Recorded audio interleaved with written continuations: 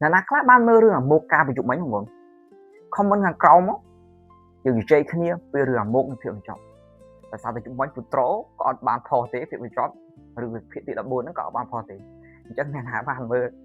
រឿងហើយហ្នឹងគឺ comment ខាងក្រោមផង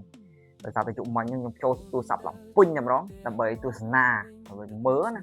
ធ្វើការ reaction ពីរឿងអាមុខនិងភាពបញ្ចប់ក៏ដូចជាភាគទី14ប៉ុន្តែដល់ឡៃជុំវិញហ្នឹងគឺពុત્રોគាត់អត់បានធ្វើការ upload នៅវីដេអូថ្មីទេអញ្ចឹងហើយម្នាក់គឺគាត់ comment សួរច្រើនមែនតើគាត់សួរថាភាគទី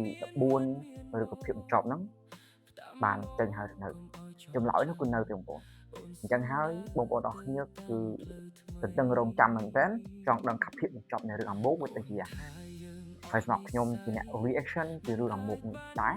ក៏ចង់ដឹងថាភាពបញ្ចប់ហ្នឹងវាទៅជាយ៉ាងណាតាមការប៉ាន់ស្មានការសម័យការមើលរឿងក៏ដូចជាចំណងជើងនៃរឿងអាមុខនេះគឺមានអារម្មណ៍ថាពិបាកទោះជាមែនតើថារឿងចប់ទៅយ៉ាងណាហើយអាមុខទៅជាយ៉ាងណាចន្ទ្រាទៅជាយ៉ាងណាដែលស្នប់ខ្ញុំជាអ្នក reaction នៅវីដេអូដូចជាខ្សែភាពយន្តខ្មែរយើងបែបកំប្លែងក្នុងបែបមនុស្សចេតនាដូចជារឿងអាមុខក្តីក៏ពិបាកនឹង reaction ដែរដោយសារតែរឿងនេះយើងមើលទៅមានអារម្មណ៍ថាតឹងចិត្តមែនតើដោយសារតែមុខហ្នឹងគាត់ដូចមុខមែនតើដូចជារឿងល្ងងប៉ុន្តែមិនល្ងងទេគាត់ដឹងគ្រប់យ៉ាងពីទង្វើរបស់ប្រពន្ធគាត់ពីបញ្ហាដែលគាត់ជួបប៉ុន្តែគាត់ខំមកគាត់ចិត្តដោយសារពាក្យមួយម៉ាត់ថាដើម្បីកូនមិនចង់ឲ្យកូនបាត់បង់ម្ដាយមិនចង់ឲ្យកូនគ្មានម៉ែហៅនឹងជាងកន្លែងហ្នឹងហើយទើបយើងមើលហើយមានអារម្មណ៍ថាតឹងចិត្តហើយចង់ដឹងថាចង់បញ្ចប់នៃរឿងអាមុខនេះទៅជាយ៉ាងណាហើយវាសនារបស់នាងចន្ទ្រានោះទៅជាយ៉ាងណាដែរយើងម្នាក់គឺយើងទស្សនាសាច់រឿងនេះគឺដើម្បីកំសាន្តអារម្មណ៍ក៏ដូចជាដើម្បីទទួលបាននូវចំណេះដឹងផ្នែកអប់រំ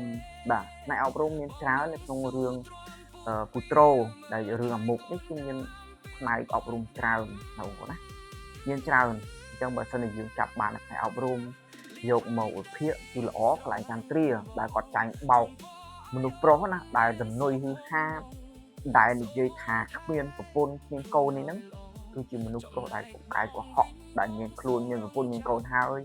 ទៅស្រឡាញ់គេទៅកុហកគេហើយថាទាំងបោកប្រាស់មាសរបស់ចន្ទ្រាទៀតប៉ុន្តែដោយសារតែចន្ទ្រាក៏មានចំណុចអាក្រក់ខ្លះដែរដោយសារតែខ្លួនមានប្តីមានកូនហើយនឹងចង់តាក់អ្នកមានចង់បានទ្រព្យសម្បត្តិទេចង់ផ្ដោជីវភាពពីជីវិតវាសនារបស់គេអញ្ចឹងណាចិត្តផាត់ប្តីនឹងមកទេធ្វើការរាល់ថ្ងៃដើម្បីចិញ្ចឹមកូនណាចង់ឲ្យប្រពន្ធល្អដូចគេស៊ូទ្រាំលំបាកទាំងអស់ពីស្ដីឲ្យគេថាឲ្យគេបៀមិនក៏អត់មកដែរមុខសឹកចិត្តថាក្អួតឈាមម្នាក់ឯងអញ្ចឹងរឿងអាមុខរបស់ពុત્રોមានអត្ថន័យអប់រំច្រើនហើយក៏មានអត្ថន័យខ្លះហ្នឹងប៉ះពាល់ដោយសារតែមនុស្សមួយចំនួនហ្នឹងគាត់យកអាពាក្យកន្លែងមួយហ្នឹងដែលពុત્રોគាត់មានអារម្មណ៍ថាអន់ចិត្តដែរដោយសារមនុស្សមួយចំនួនហ្នឹងគាត់កាត់យកអាពាក្យកន្លែងពុផ្លោកបាទចិនផ្លោកដេញពិនហ្នឹងបាទខៃរត់ម៉ូតូទុកយប់ដេញពិនហ្នឹងគាត់និយាយពីរឿងអាកន្លែងឃ្លាមួយឃ្លាហ្នឹងគេថាធ្វើល្អបានអាចតាមពិតទៅពាក្យនេះយើងមិនគួរយកមក reaction ទេប៉ុន្តែពាក្យនេះគឺយើងបើយើងគិតទៅយើងមិនគួរនិយាយបើនិយាយសម្រាប់អ្នកដែលគេចិត្តលេងកំ pl ែងនិយាយបែបហួសចិត្តបែបនឹកស្មានដល់ដើម្បីឲ្យមានសំណើចទុះសំណើចទេតែបើក្នុងជីវិតពិតយើងមិនគួរនិយាយទេពីព្រោះថាពាក្យនេះវាអសរោះវាអក្រក់ស្ដាប់បងប្អូនបើនិយាយទៅដល់អាកន្លែងហ្នឹងគឺវាអស់អីនិយាយហើយនឹងយើងអញ្ចឹងសង្ឃឹមថាល្ងាចនេះនឹងពុત્રોនឹងផុសរឿងភាពបញ្ចប់